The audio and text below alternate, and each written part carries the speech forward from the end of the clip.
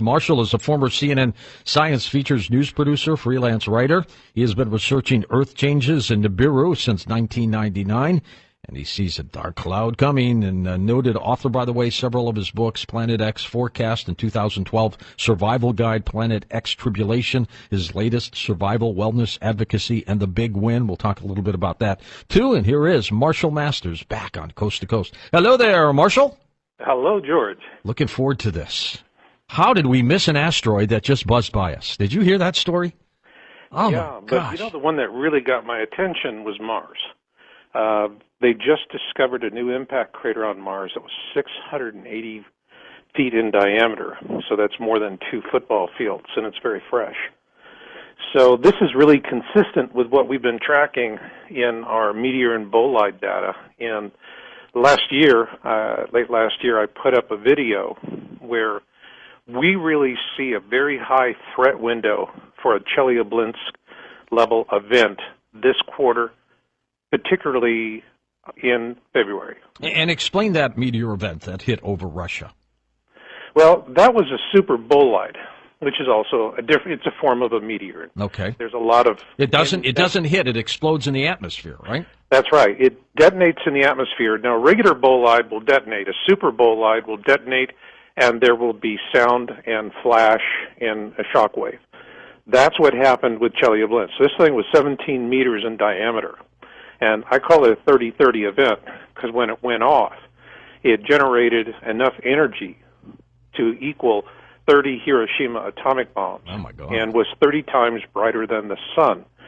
So, you know, there were a lot of people who were injured by flying glass, but there were also burns and retinal burns. And you know, one of the things that was never reported was how many people were blinded by that.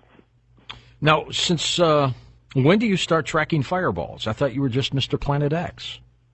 Well, what we're looking for are things that are going to be coming our way. There's a lot of folks right now doing Planet X tracking, and YouTube is just full of videos. I have never seen it so much before, and it's starting to, you know, people are just watching this stuff, and I just call it, you know, catastrophe tourism, and they're just addicted to it because there's so much reporting.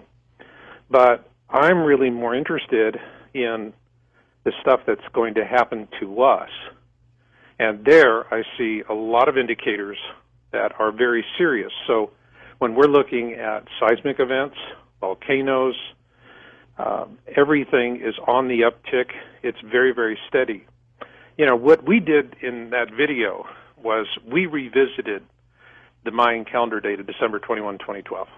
And because a lot of people really feel burned, like they were stupid for following it. Well, that was a lot of misdirection. The Mayans were right. They weren't looking for the end of the world on December 21, 2012. They were looking for a harbinger event. They wanted their future, you know, their progeny in the future to be able to look for a very specific celestial alignment, and once that alignment occurred, then they would know that they were on the timeline of that event. And that celestial alignment occurred, and what we found when we started going back into the empirical data was we started tracking 2 data sets, meteors and earthquakes. With earthquakes, what we're finding is USGS cooks the books, and they're always downgrading them. You can Why do they do that? Huh? Why do they do that, Marshall? Well, it's to confuse the reporting. There's times that they even do not report quakes, but you'll have a 5.1 all of a sudden becomes a 4.9, a 6.2 that becomes a 5.9, you know. So they're always taking it down a notch so that they can say, well, if you look at all earthquakes of a certain magnitude, the trend is going down. Well, they're statistically suppressing the trend. So what we do with earthquakes is we just go all magnitudes. And when we're looking at all magnitudes, we're just seeing a huge uptick. Right after December 21, 2012, I mean, it's just like, you know, you've seen Coyote and Roadrunner. Coyote Yep. gets the Acme rocket. Well, the Coyote's on the Acme rocket, and he's going straight up, and he hasn't stopped going up. The rocket's not sputtering out.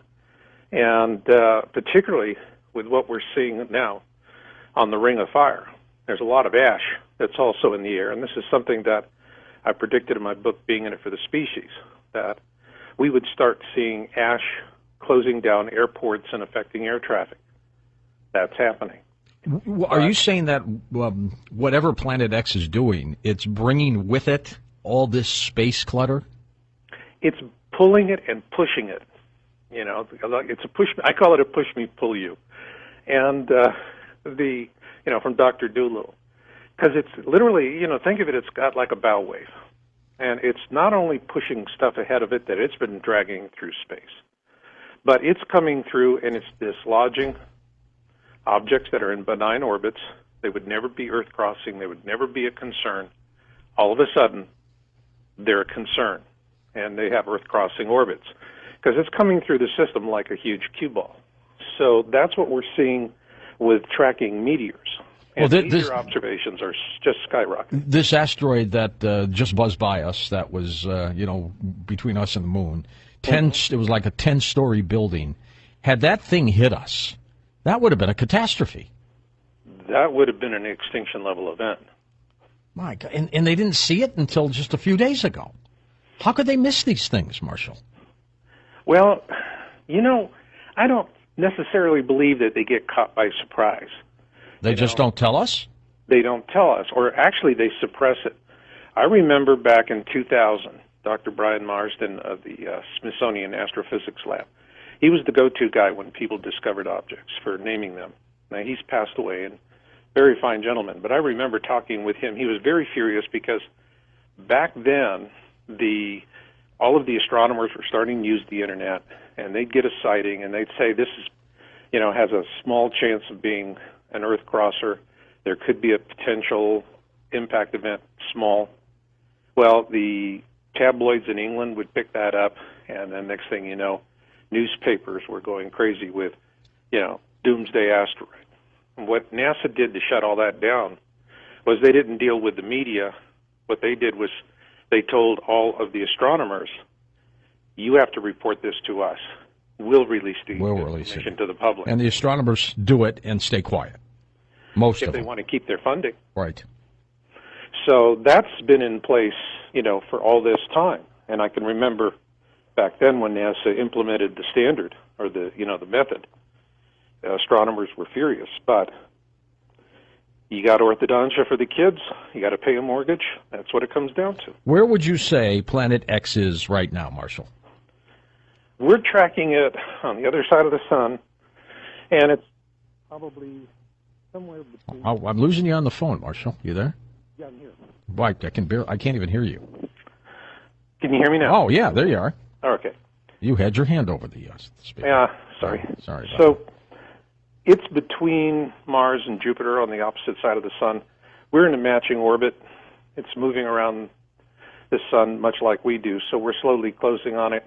So it's kind of hidden. It's kind of hidden from us. No, people are finding it. There's just tons of observations. This is a system, so they're spotting multiple objects in the system, and the amount of, I call it validation reporting, and I've never seen so much of it since I started this. It's just amazing. And people are spotting it. You're going to see it with objects that are, near behind the sun. You're going to catch them around sunrise or sunset because that's when the sunlight is down enough that you can see them. Will we ever get to the point where the masses see it? Yes. We will. This year.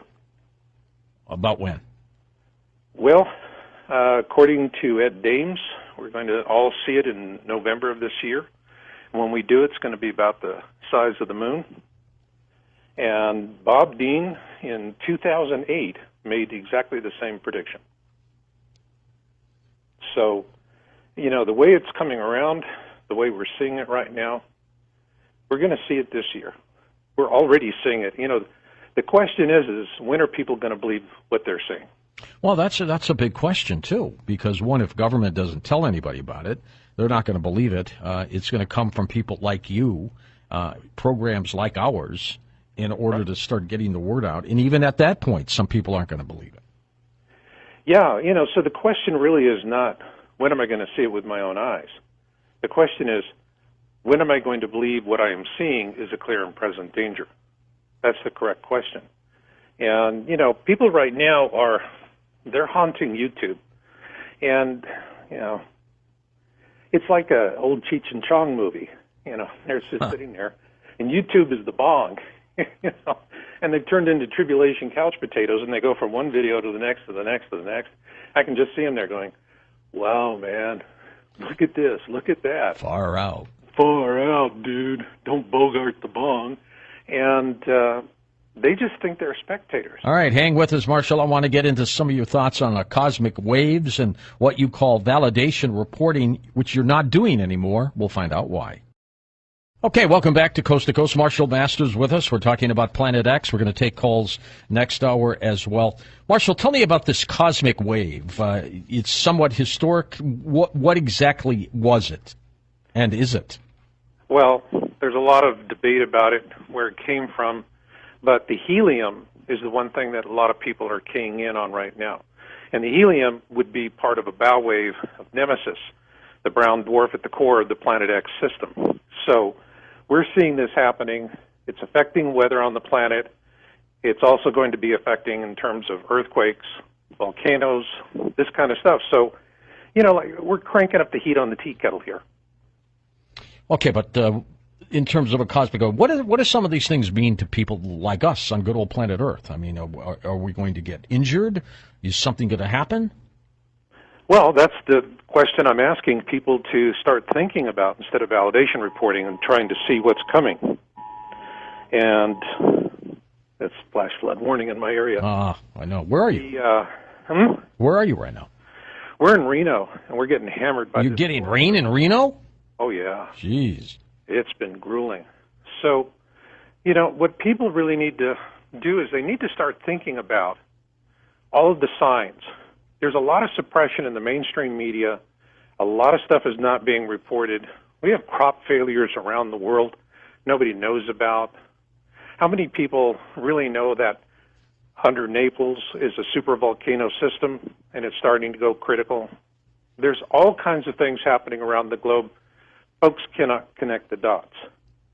I'm trying to help them do it because I want them to start preparing, start getting their heads into the game. That's the problem. It's just like I look at people and they're on the bench. They're second stringers on the bench. They don't want to get in the game. And you can sit here and look at YouTube videos until the cows come home. But if you're not mentally prepared for what's coming, you're going to die badly. Your family's going to die badly. And so people think, well, okay, I'm going to go to Costco, get a bunch of buckets of free-dried food, put it in the garage, okay? No, you're not. You're going to call our client, My Patriot Supply. There you go. That's what you're going to do. But either way, if you stockpile it, you got to lug it. So you've got it in the garage. You've been telling all your neighbors about Planet X or whatever. They're all telling you you're crazy. Now the guacamole is hitting the fan. Things are really tough. Do you think they're going to walk up to you and say, well, the family's going hungry, but... They're going to take it. Exactly. Or try to. That's right. So whatever you buy, you got to lug. And you may not be able to shelter in place. Shelter in place is a synonym for die in place. How close, Marshall, does this Planet X have to get to us before it really starts bringing mayhem?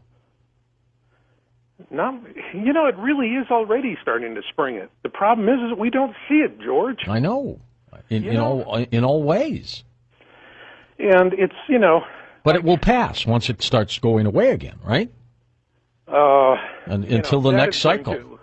By the time it starts passing, that's when the real dying is going to happen. I mean, do you accept Sitchin's thoughts? It's a 3,600-year elliptical orbit? Yeah. You do? And okay. It is a 3,600-year orbit, and it is clockwise, not counterclockwise. And that has also been maintained by Muñoz Ferrada. Do you think... Harrington, they both said the same thing. It's in a clockwise orbit. Do you think astronauts on the ISS see it? There's people that are catching stuff off the ISS, but I look at it and that stuff gets sponged. You think they're going to let us see anything that's going to come off of that? Of course not, unless it's a mistake and it leaks in. Yeah, but, you know, the point here is that everyone's looking out there. Where you got to look is where you live, because that's what's going to kill you, not what's out there. What's out there is out there. If you got a sinkhole that opens up under you, you're dead. You're in an earthquake, you're dead. You're in a massive volcanic eruption, you're dead. People are dying around the world from earthquakes and volcanoes. The activity is really coming up. These are the things that kill. So that's what I'm really focused on right now. All right, so give us the scenario. Tell us, in your mind, what happens as this planet now starts rumbling by. Okay. Well, I give this in my last book, Surviving the Planet X Tribulation, and Being in It for the Species. I go blow by blow. It's going to come out from behind the sun. It's going to reach its point of perihelion, its closest distance to the sun. When we see it at perihelion, that's when the bad times really, really begin. Now, it's going to go from perihelion to the ecliptic because it's going to be heading south again. And when it does that, it's actually going to fly over our heads. Nemesis, the brown dwarf, is going to pass between Mars and Jupiter. And when it reaches the ecliptic, think of it as the plane of the system, the sun's equator, if you just stretched it all the way out to the signs of the constellation. When it reaches that point, then we have the days of darkness. Because it's blotted out the sun? Yes. Okay. Now, this is actually the first guy to talk about this was not me. This was first in 2004 by Major Ed Dames. Mm-hmm. That's what they remote viewed. And right. He said a large planet passes between the Earth and the sun, and it is a total blackout eclipse. Well, that's exactly what's going to happen. How long does it blot out the sun? It's going to be for a matter of several days. So temperatures will plunge, I would guess, wouldn't they? We're going to have all kinds of things, but even worse than that is that we're going to have this system that's, and when it's doing this, this is its last hurrah before it heads south. And when it's in the southern skies, that's when it's not a problem. It's only when it's in that small duration where it's in the northern skies. But when it reaches there, all of these objects, you got a bunch of planets and moons around this brown dwarf. And what they're going to do is get a lithosphere lock on the Earth. When that happens, our magnetosphere is going to ratchet down. The spin of the planet is going to slow, and then we're going to reverse direction.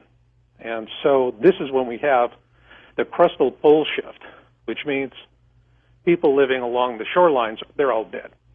Jeez. And this happens every 3,600 years, Marshall? Not every. The last flyby of the system was Exodus. That was the last flyby. There's a worst case and a best case scenario. Best case, that's a relative term here. Yeah. But, yeah. That's like talking to a probate lawyer. But, in a best case scenario, when it reaches that point on the, when it's coming around, heading south, reaches the ecliptic. Now, during Exodus, Earth was on the opposite side of the sun. Problem is, this time around, it's going to be more akin to the deluge, Noah's flood. We're going to be on the same side of the sun as Nemesis and its mini constellation, planets and moons. And when that happens, man, there's going to be hell to pay. And if you're not below ground, you're not going to survive. Well, we've got almost 8 billion people plus. Not all of them are going to be below ground, that's for sure. A lot of them will be dead before that.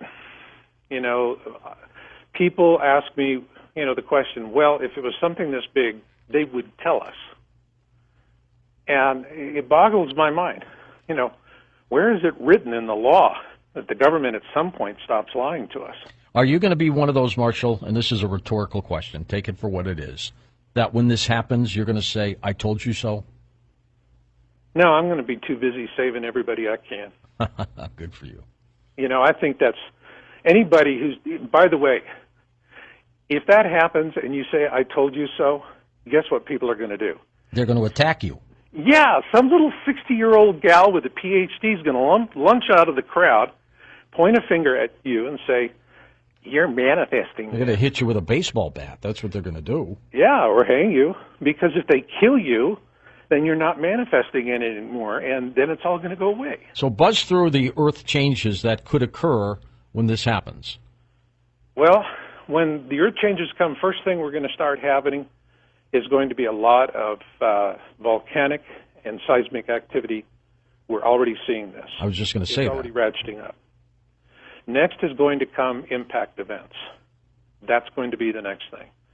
Then once this thing crosses overhead, and it gets to the point where we have a lithosphere lock, that's what I call this, the gravitational pull. If the moon disappeared tomorrow, the surface of our planet would collapse 18 inches, and life would go back to single-cell animals. So during this situation, when we have the pole shift, this is going to be the biggest dieback event for the species. Then the next thing that happens is we're going to fly through the tail. This thing is dragging all kinds of iron dust and whatnot. How big's the tail? How long? It's huge. Millions of miles? It's going to take us months to transit it. Okay. When we do go through it, it's going to take us months. Probably, if you got people in your community that are blind, because their other senses are enhanced, they're going to smell the iron before everybody else does. When these people are saying, I can smell iron, you got to get to ground. It's starting. You need to have about 4 to 6 months of food and provisions stockpiled for that. It's going to be could be a very long transit. Electrical power, what happens? Well, everything at that point is going to be pretty brutal. We're going to have a lot of meteor showers, and these things are going to fall. They're going to be about the size of a boar's head, and they're going to come like a summer rain. Out of nowhere, boom. Even one of those, the size of a boar's head, as you say, could take out a building if it hit it directly, right? A small building, yeah. A small building, yeah. Yeah, and as a matter of fact, we've had a period here where, there's a lot of reports worldwide of gas explosions, natural gas explosions in homes and office buildings, people dying. You think they got hit by something? Yeah. If it hit the ocean, would there be a tsunami, or are they too small? Well, it's going to drill right through the water, hit the seabed, so you're going to have an impact, depends on the size of the impactor. If you have a large impactor, yeah, it's going to generate a tsunami, but of equal importance, in both of my books, I have a scenario where we have a deep impact event off the coast of Europe, and it does a lot of damage. It hits a nexus of subsea fiber optic cables, so immediately communication. That's gone. Yeah, that's gone. But what happens is that when this thing hits, it creates two tsunami waves, forwards and backwards. The forward wave heads for Europe and North Africa, totally devastating. Paris and London, the water's just going to come right up the rivers and flood. But meanwhile, you have a wave that is already headed towards the United States. But it's the first of two waves that are going to hit, because something like that is going to send enough energy through the planet's crust that it's going to set off La Cumbre de Vija. Oh, yeah. Bahamas. That would create a tsunami that would take out the eastern coast of the United States. That's right. That's right. So now you have, you're going to have two tsunamis probably within a few hours of each other. It's going to be a 1-2 punch, and that's it. From British Columbia down to Florida, arrivederci. It's all gone. But, also we have the other problem on the other side in the Pacific, because, in this scenario, this thing hits on the western edge of the Eurasian plate. That's the largest plate on the planet, drives through to the eastern edge, comes out into the Pacific, and then the energy wave is directed by subsea mounts to the south, bounces off Antarctica, comes back up. So Hawaii gets nailed, Cascadia pops off, all those volcanoes up in the northwest, they're going to pop off. So it's just not going to be something where the East Coast gets hammered. The western U.S. is going to get hammered as well. This is not pleasant, Marshall. No, it's not. It's the reason why I want people to start thinking, because this is going to be, once this starts to unfold, it's going to be a decade-long tribulation. And you can stockpile freeze-dried food and all that, and that's great. Good for you. You got a plan. But that's a bridging. That's just a small bridging tool. That's enough to keep you alive until you can get something sustainable going. So my message to people right now is, what's more important than the having of things is the knowing of things. And so that is the direction we're going now. That's the reason why I just brought out my new book, Survival, Wellness, Advocacy, and the Big Win. And it'll be up on Amazon in a few days. I'm selling autographed copies now. But I also have a PDF ebook free. People just go to my site, knowledgemountain.org, and they can download it anonymously. And I'm just trying to get people to, George, they got to get some skin in the game. They got to get off the bench. Nobody will react, Marshall. Nobody will react until something major happens, and then people will panic like you've never seen it before. That's the way humankind is. I know. And FEMA's not ready. FEMA's not ready for this.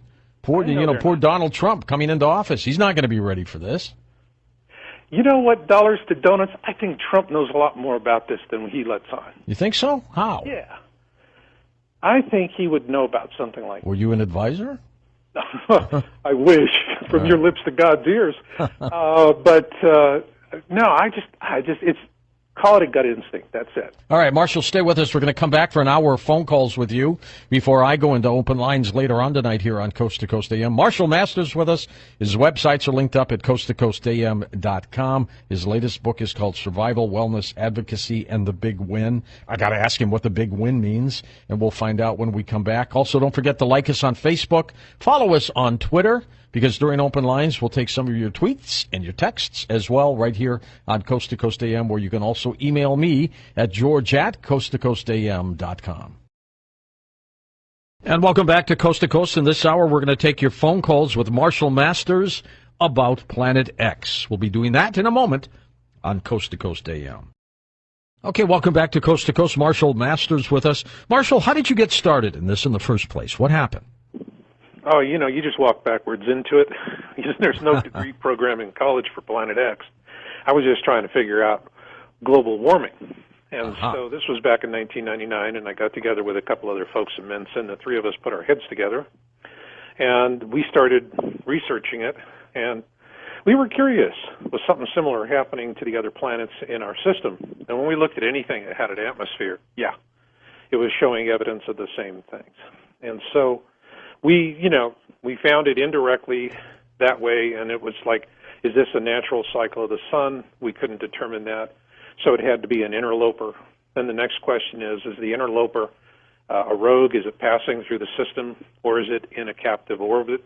And so we went through the whole process, step by step, of breaking it down and finding what explained everything. And it does. It all goes back to it. And, the thing is that we did that. Other people have done that. There's a lot of suppression right now.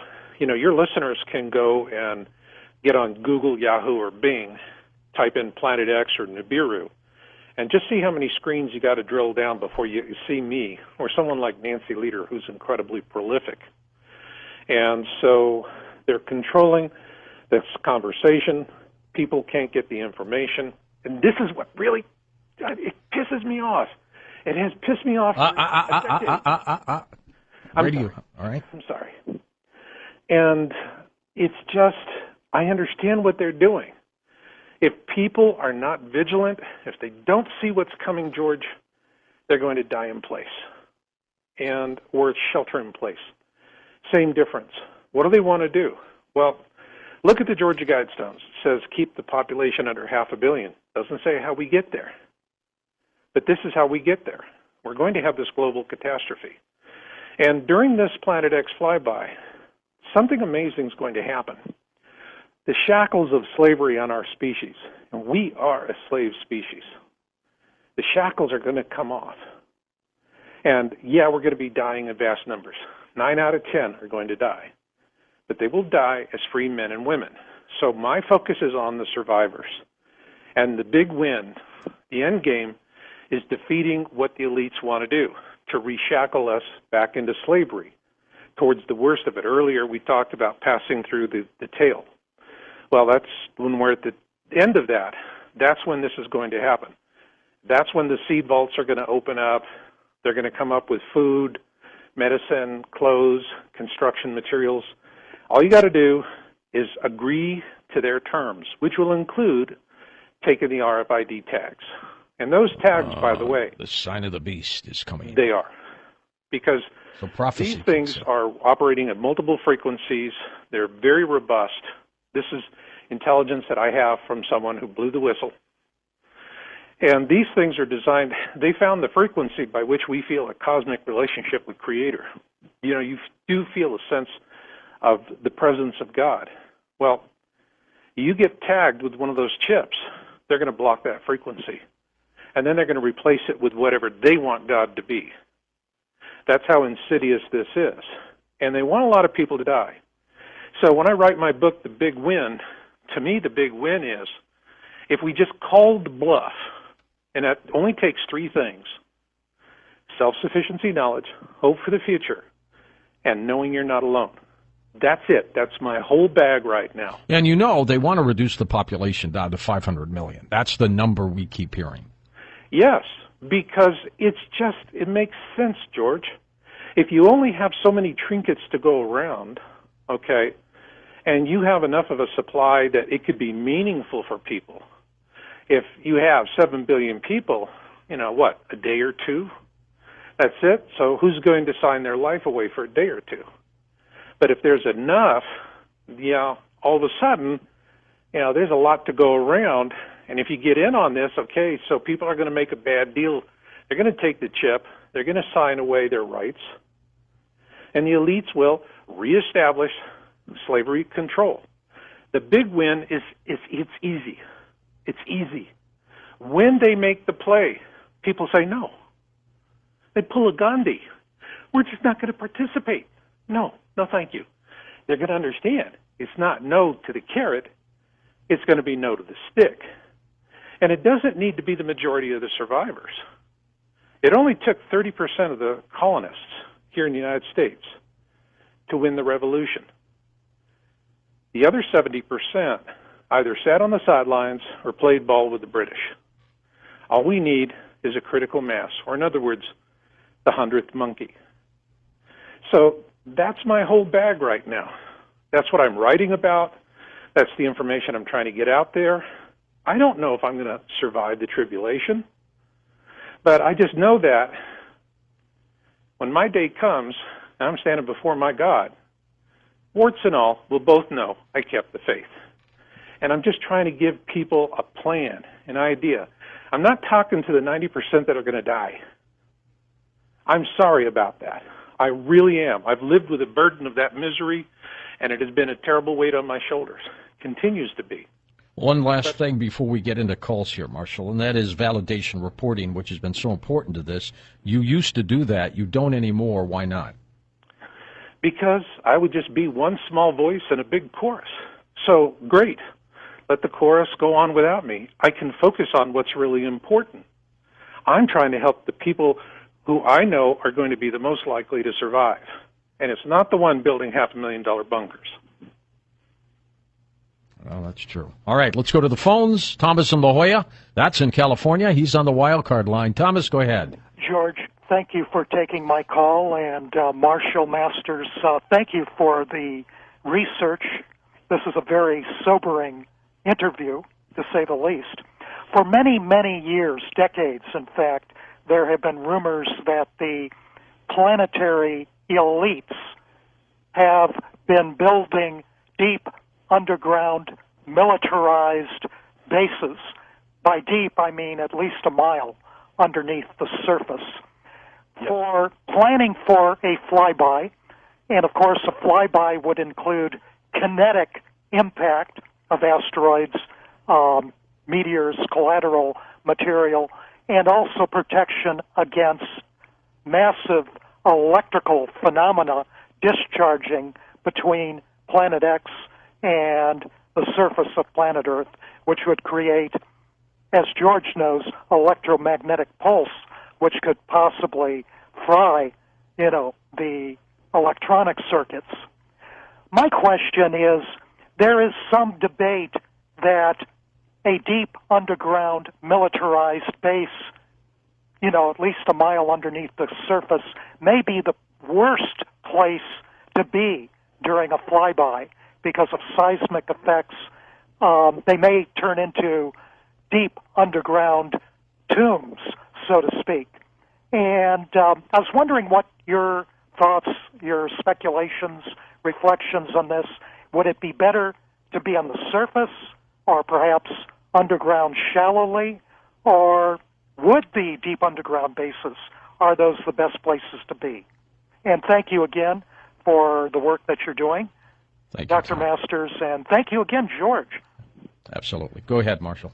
Well, the deep underground military bases, Phil Schneider was the guy that blew the whistle on that. He's a hero. The late they Phil go down Schneider. 2 miles deep. Pardon? The late Phil Schneider. Yeah, the late Phil Schneider. And, I had the privilege of watching all of his YouTube videos, which are a little harder to find these days. But these deep underground bases, and they have a network of them, they're interconnected. What I can tell you is they started this program several decades ago, and what they did not anticipate when they made their grand plan for these deep underground bases was sinkholes. This is something that is new. They didn't anticipate that, and it's very scary for them because you have a sinkhole opens up above or below one of these deep underground military bases. That's it. I don't care how sophisticated it is. It's going to collapse. It's going to be a problem. So I don't think the elites are going to do as well underground. I think that they're going to have a pretty high death ratio down there. In terms of the surface, I actually, in my book, Surviving the Planet X Tribulation, I talk about shelters that can be built rapidly and are going to be strong enough. And in that, I'm talking about a layered sandwich of about 12 feet of dirt and 2 feet of basalt. And so the basalt has paramagnetic qualities, so it's a radiation shield. Now, 5 feet of dirt is going to give you EMP protection, such as an airburst nuclear event.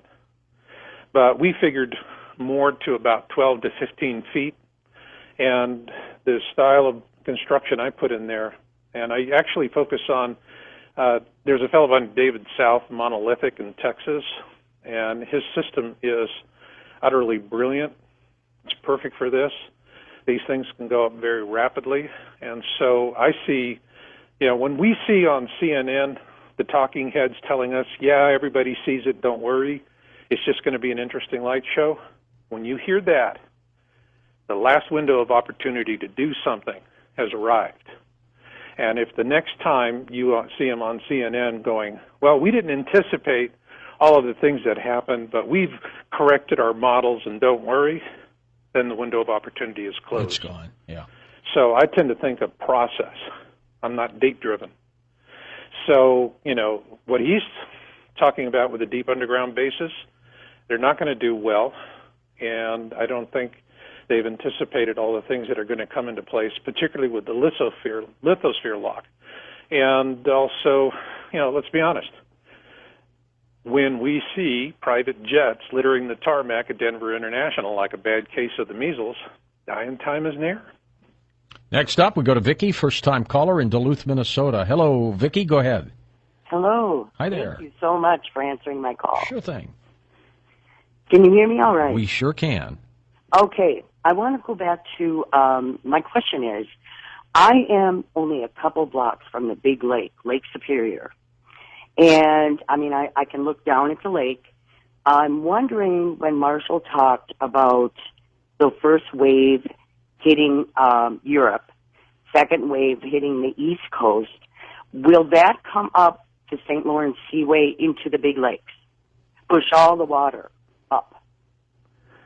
There'll be some of that, but more importantly is when we have the pole shift event, that's when it's really going to be bad.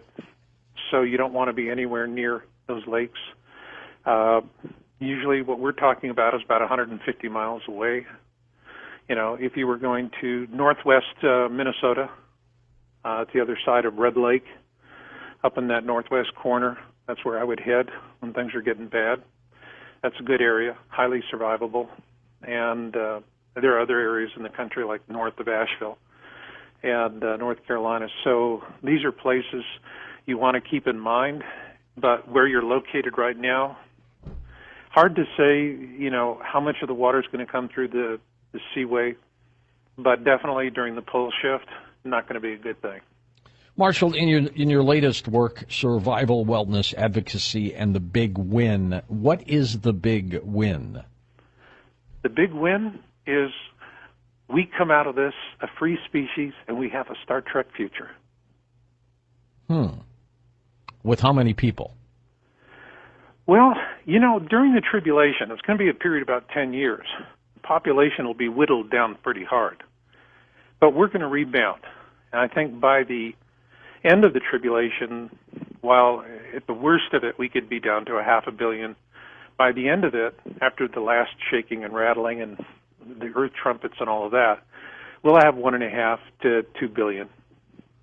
Will the lifestyles of the people then be what it is now, or will they be back to the Stone Ages? No, I don't think we're going backwards. I think we're going forwards. I have hope for the future. I have, you know, people are going to be free. I mean, George, this is going to be an exciting time. It's going to be painful, but on the other hand, it's going to be exciting. You know, think about all of the fantastic inventions we've heard about, the carburetors that give 100 miles to the gallon and things like that. And what happens? Some special interest sends the government goons down to shut the guy down, take all his research, make his life miserable. Well, what happens if there's nobody to stop our Nikola Teslas from popping up everywhere? And they will. You know, one of the things I talk about is in the book is that we're going to see what I call an alternet. The Internet is the infrastructure of the Internet is just going to be hammered. It's just not going to get back on its feet for a very long time. But people are going to find a way to communicate with what I call an alternet. Now, they're going to need equipment to do that. They can get old laptops working and things like that, but they're going to need a new way. It's a mesh network where, messages don't go into Google and then back out to somebody, but everything's passed along from one computer to the next. It's called a mesh network. You know, and people think, well, great, I can't go to Costco and buy a mesh network modem today. You don't have to. We have millions of mesh network modems all over the country. Hold on, Marshall. We're coming back for final calls in a moment. And welcome back to Coast, back with Marshall Masters, back with your host. And Marshall, do I understand this right? You're making your new book available on Kindle and PDF ebook for free? Is that what I understand? Yes, it's free, and you can download it from my site, knowledgemountain.org. I have a PDF, and you can just import the PDF into your Kindle reader. It looks nice, reads well, and so it's a nice universal format. And, earlier I was saying about the Alternet, and people would be surprised where the enabling technology is going to come from for that to happen, because that's going to be a big freedom tool. We already have it, and when you read the book, it'll blow your mind, and you can get it for free. Just go to yowusa.com or knowledgemountain.org, download it, enjoy it. It'll give you hope for the future. You know, the thing about it is the elites want you to think you're set up to fail, that we can't make it, all right? And it's all just, mind tricks. The fact is that all we have to do is three things: self-sufficiency, knowledge, hope for the future, and knowing we're not alone. And if we can do those three things, George, we got a Star Trek future. But if we let them trick us into thinking that they've got us over a barrel, then we go right back into slavery. And that's what I'm fighting against right now. That's it. That's my whole raison d'etre. When you started talking about this, Marshall, what did your family think? Well, we don't talk anymore. That's the problem with this. It's not easy. Open up to this, you don't have a lot of conversations. There's one of the things that whistleblowers have told me over the years, and it's like to a man, to a woman, they always say the same thing. Now I know how Noah felt. Yeah. You know, so you're telling people they don't want to hear it. They don't want to hear bad news. So, but I know what I know. When you're in awareness, you know what you know. And, you know, I see a lot of people out there that are in awareness, and, you know, they got denier spouses that make their lives miserable. You know, they're saying, you stop doing this or I'm going to divorce you. They're always threatening the nuclear option. And it's a terrible thing, but once your eyes open up to this stuff, there is no going back. Is this a United Nations effort here, Marshall, under the table? I mean, do all these countries know about it on this planet? Yeah, and they're preparing in different ways. Look at Russia. They're building underground bunkers like crazy for their population. Sweden has enough for its entire native population. The Scandinavian countries are very good at it. The United States, they're buying coffins and bullets. Not good. Let's go to Ken in Kingman, Arizona. Hey, Ken, go ahead, sir. Oh, hi, George and Marshall. I feel like I met my brother. So much of what he's talked about tonight, exactly what's been going on for me the last 15 years. I do have a question. The USDA has been projecting a 9.0 earthquake in California, especially on the Cascadia. And do you have a timeline for that tied into your Planet X stuff? Because what I'm worried about is roving bands of refugees, and I've been reading a book lately called The Loss of Civility, How to Survive a Total Breakdown of Society, written by two spec operators, how to do it with your family, your friends, and your neighbors. Yeah. Well, you know, that's one of the things that earthquakes, there's absolutely no way to predict with any certainty, but the pressure is building. Okay, so we're getting hit. The Earth is responding to the sun, which is responding to Planet X, and it's warming up on the inside. You know, what Edgar Casey was saying is actually right. He had the process right, but we just wound up on a different timeline, and things are playing differently. And the universe and hence people think he was wrong, but you're saying he may have been right. Correct. And I'm saying that he was right about the process, and that's the reason why I'm process-focused.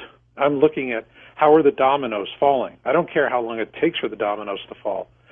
I just want to see how they're falling. And right now they're falling. And what this man is talking about, George, I can tell you here in Reno, this is one of those topics that people are in awareness, just dread, because they're going, my God, what are we going to do when, 10 million Californians come streaming down interstate, coming down the interstate? I think rush hour's bad now out there. Oh, yeah. See, there's no rent control here. So the first thing that will happen is the refugees are going to pay 3 to 4 times a month rent for the same places. So we're going to see, because there's no rent control, we'll see crooked lawyers putting up billboards everywhere around town saying, we'll get them out, we'll get them out. And so native Reno folks are going to get kicked to the curb. But you're saying whatever's going on with Planet X is happening now. Unlike some people who say it's coming, it's going to happen, you're saying things are happening now. Absolutely. We're tracking all of the data. If you just, if your listeners just go to my website and watch my video, Signs number 13, and I show them the earthquake and the meteor activity since December 21, 2012. And interesting thing is we just got in the most current for December of last year. And it's still, the trends are still month over month, year over year, it's still increasing. So it's only a matter of time before we have a Chelyabinsk incident, again, another Super Bowl light. But, George, what happens if we have a Chelyabinsk directly over Los Angeles, releasing 30 Hiroshima atomic bombs worth of energy? You're talking about catastrophe beyond anything I could even imagine. Yes, yes. And that is exactly, and this is empirical data that we're tracking. We're not talking to ETs, and we're not speculating on, we're going simply with hard evidence you can take to the bank. And I present that in the video. I also present something for people that they can do to help protect themselves if they are in the vicinity of a Chelyabinsk event. And it's very, very simple. So, and I explain to them the terminology. It's real important. People, if you go and you start looking on the Internet, what's the difference between a meteor, a meteorite, a fireball, a bolide, and all of that? It's like Harry Truman said about economists, lay them all end to end, they point in every direction. And so I took some of the mystery out of that so people could focus in on the real key terms they need to be mindful of. So if they do get reported, they know what to hone in on. Next up, we go to Eddie in El Paso, Texas. Eddie, it's your turn. Well, thank you, George. Thank you for taking my call. Sure, you're very welcome. And Mr. Masters, thank you for your hard work and your information that you're putting out there. Sir, I'd like to ask you, in regards to, you talked about all the calamities that were going to happen as far as pole shift, meteorites, so forth. Do you think, just two questions. First question is, do you think we would be safer underground shelters? And due to the fact, because, obviously we'll lose our power grid and everything, and we have to worry about our power plants melting down with radioactivity, among all that. But also on the North Pole and the South Pole, would it be, as far as intensity of these calamities, would it be less on the North Pole or South Pole? And I'll take my answer off the air, George. Thank you. Okay, sure thing. Go ahead, Marshall. I think that in general, people just need to be able to have a plan B that's going to get them to a relative area of safety. Here's some guidelines I can give to somebody, just some rules of thumb. You want to be 150 miles away from any major body of water, Great Lakes, oceans. In terms of nuclear plants, we're going to have Fukushimas all across the country. If you think Fukushima is an atomic volcano and they can't turn it off, and it's killing the Pacific. But we're going to have that same problem here. So you got to look for your prevailing winds. So wherever you're going to locate yourself for your plan B, you want to be at least 50 miles upwind of a nuke plant and 100 miles downwind of it. Then the other things that you want to look for besides elevation, and you don't want to go too high because you want to be at an elevation where you can do farming. We're going to go back into an agrarian age, so stay under 5,000 feet. But what you want is soft soil, rolling hills, and lots of clean water. And I'm talking about deep, deep wells.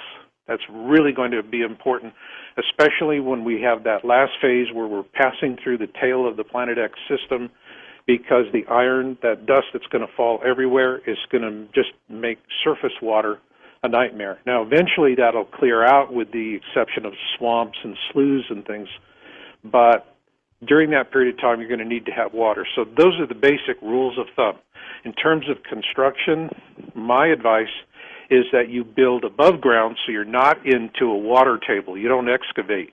You build above ground next to a side of a hill, and then you backfill from the hill, and that's how you get your 10 or 12 feet of protection. But people are also going to find other ways to be safe. They're going to railroad tunnels, parking garages. Folks are going to be innovative. The ones that I believe are going to be the best able to organize are going to be faith-based organizations. So that's the reason why my book, Surviving the Planet X Tribulation, talks to faith-based leaders. And they're going to be the ones that are going to march to the beat of a different drummer. They're going to see a clear and present danger. And they're going to get their flocks to safety. These are the people you want to find. These are the people you want to work with. They're the ones that are going to be most capable of creating viable communities. And those are the general ideas that I'm throwing at it. As far as it goes for the people that have built these, expensive bunkers for $500,000, $1 million, they're going to be fine for a year or two. Then when they come up to the surface to forage, they're going to be strangers in a strange land, and predators will just take them out. They'll be hunting them.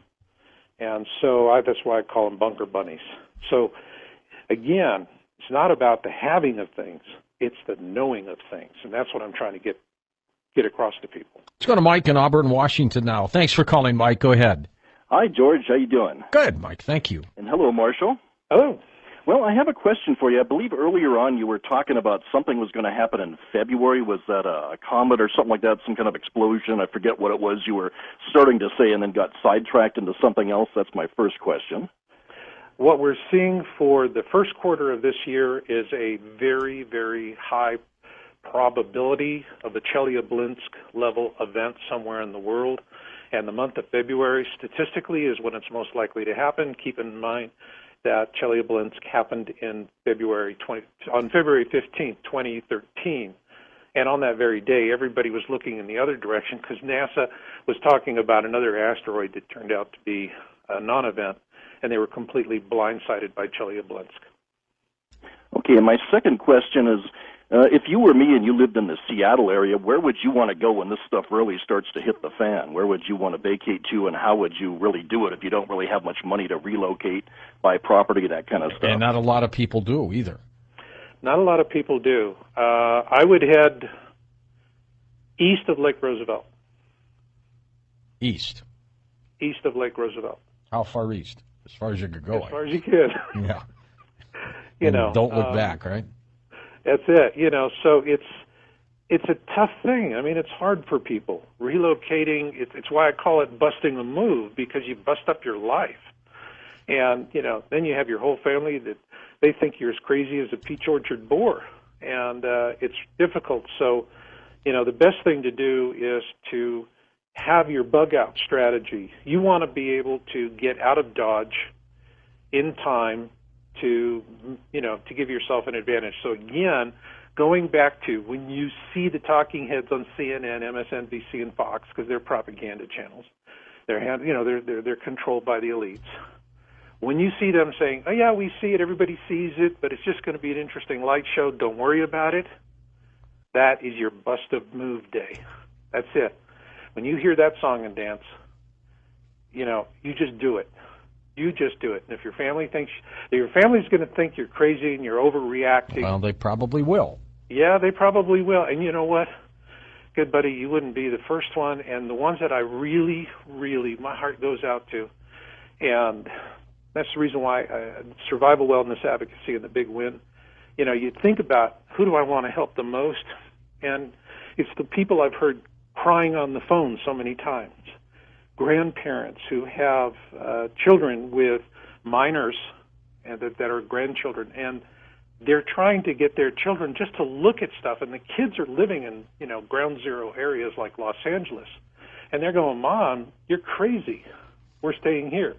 Our life is here." And then these parents, these grandparents, they have a death wish scenario. Do they stay with their children and grandchildren so that they can die with them and comfort them?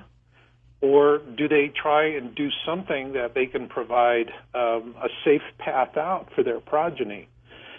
And that is a big reason why I wrote Survival Wellness Advocacy and the Big Win. I'm trying to help these people that I've heard crying on the phone so many times. And I mean, they cry. It's torment and agony. Torment and agony. Do you anticipate some kind of an asteroid or meteor situation soon? I think this year, yeah. It's just when I look at the empirical data, but also look at all of the buzz we're hearing out of the government about they're discovering asteroids all of a sudden. They're out there pumping up the dialogue, and that's what I hear. There's a lot more chatter going on. They're talking about this in a more serious vein than I've heard in years. And so, it's, to say exactly when it's going to happen, who knows? But to me, it's an Amtrak proposition. Amtrak. They don't get there on time, but they eventually get there. They sure do. Marshall, we are out of time. Keep in touch with us with your work, your incredible work about Planet X. Welcome back to Coast to Coast. Marshall Masters with us for a couple hours. Marshall is a former CNN Science Features news producer, freelance writer. He has been researching Earth changes in Nibiru since 1999. And he sees a dark cloud coming, and noted author, by the way, several of his books, Planet X Forecast in 2012, Survival Guide, Planet X Tribulation, his latest, Survival Wellness Advocacy, and The Big Win. We'll talk a little bit about that, too. And here is Marshall Masters back on Coast to Coast. Hello there, Marshall. Hello, George. Looking forward to this. How did we miss an asteroid that just buzzed by us? Did you hear that story? Oh, yeah, my gosh. But the one that really got my attention was Mars. They just discovered a new impact crater on Mars that was 680 feet in diameter, so that's more than 2 football fields, and it's very fresh. So this is really consistent with what we've been tracking in our meteor and bolide data. And last year, late last year, I put up a video where we really see a very high threat window for a Chelyabinsk level event this quarter, particularly in February. And explain that meteor event that hit over Russia. Well, that was a super bolide. which is also a different. It's a form of a meteor. Okay. There's a lot of. It doesn't hit. It explodes in the atmosphere, right? That's right. It detonates in the atmosphere. Now, a regular bolide will detonate. A super bolide will detonate, and there will be sound and flash and a shock wave. That's what happened with Chelyabinsk. This thing was 17 meters in diameter, and I call it a 30-30 event because when it went off, it generated enough energy to equal 30 Hiroshima atomic bombs. Oh my God. And was 30 times brighter than the sun. So, there were a lot of people who were injured by flying glass, but there were also burns and retinal burns. And, one of the things that was never reported was how many people were blinded by that. Now, since when do you start tracking fireballs? I thought you were just Mr. Planet X. Well, what we're looking for are things that are going to be coming our way. There's a lot of folks right now doing Planet X tracking, and YouTube is just full of videos. I have never seen it so much before, and it's starting to, people are just watching this stuff, and I just call it, catastrophe tourism, and they're just addicted to it because there's so much reporting. But I'm really more interested in the stuff that's going to happen to us. And there I see a lot of indicators that are very serious. So when we're looking at seismic events, volcanoes, everything is on the uptick. It's very, very steady. What we did in that video was we revisited the Mayan calendar date of December 21, 2012. And because a lot of people really feel burned, like they were stupid for following it. Well, that was a lot of misdirection. The Mayans were right. They weren't looking for the end of the world on December 21, 2012. They were looking for a harbinger event.